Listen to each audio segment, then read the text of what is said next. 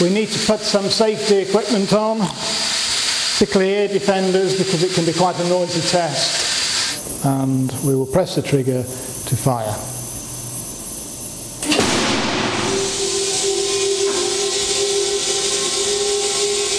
That seems successful.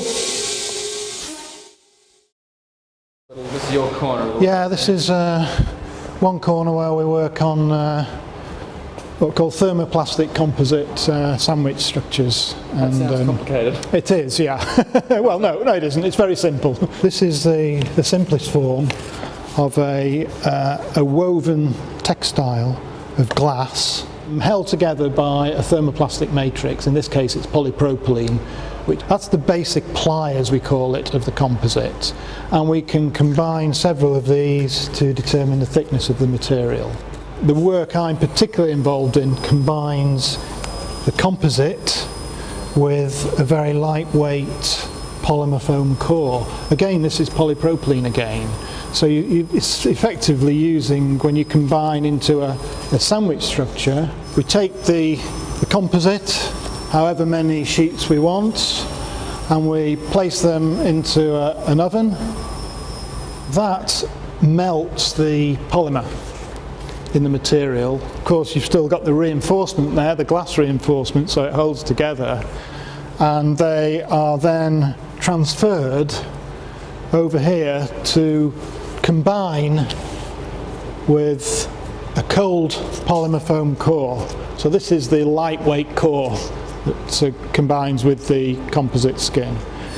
Now, the most important part of the process is what we call the vacuum moulding, and you need to take what we call the whole stack of material to the vacuum moulding table, place it in, and remember the skins are still hot and the polymer is molten in there, and you rapidly close the vacuum membrane, lock it, and apply the vacuum to the system. Well, when you apply the vacuum, all the air is extracted and you put a pressure onto your stack of material. That pressure is then held on for 5 or 10 minutes as the material, the skins, the hot skins, start to cool. And once they've cooled, you can then take the vacuum off and remove the stack. You finish with this sort of structure where you've got a good bonding between the skins and the core, but you also have the skin fully consolidated because of the vacuum pressure. Thermoplastic material has very good impact properties. So here, for instance, is a composite sandwich structure which we have impact tested. You can see it's been tested by impacting with a very heavy weight onto the composite, and it's very durable. Although it's deformed, the core has crushed to absorb energy, but the skin is still very well bonded to the core. Right, well, applications, these are fairly new materials, so applications are starting to develop, in particular in the automotive industry. When you create a good sandwich structure or a monolithic composite structure from these thermoplastic composites, then you have a structure which has very good impact properties. So a typical application which we're looking at here at Nottingham is front-end structures in the vehicle for pedestrian protection or pedestrian safety. So if you can get a softer front end to your vehicle using these sandwich structures with foam cores that can still absorb the energy of impact, then you will find you're onto a winner, certainly. Okay, here we are in one of our testing laboratories.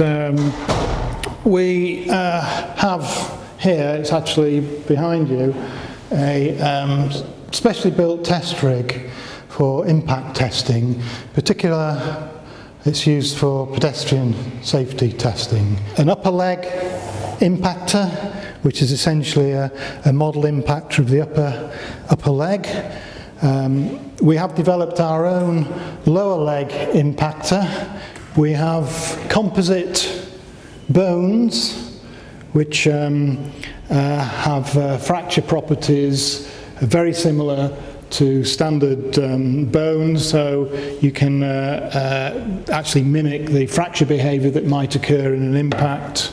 So we have also a standard, this is actually a small adult child impactor which can be instrumented. It isn't at the moment just for this particular testing, but we can instrument it with what we call accelerometers to measure the deceleration of the head as it impacts onto the bonnet.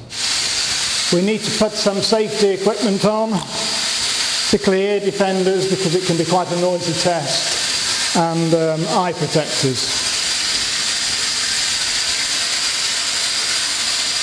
And we will press the trigger to fire.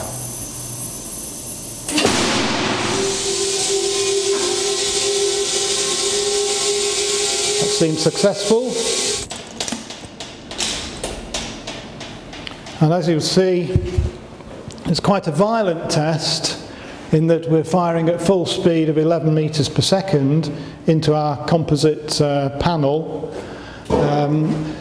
And the panel has deformed significantly. Now that may look as though the panel has failed, but in fact this particular panel is designed specifically to deform like that, because when it deforms it absorbs the energy of the impact over a longer period of time. That means that the forces and the decelerations on the head form are lower, and we can meet the requirements for the legislative test.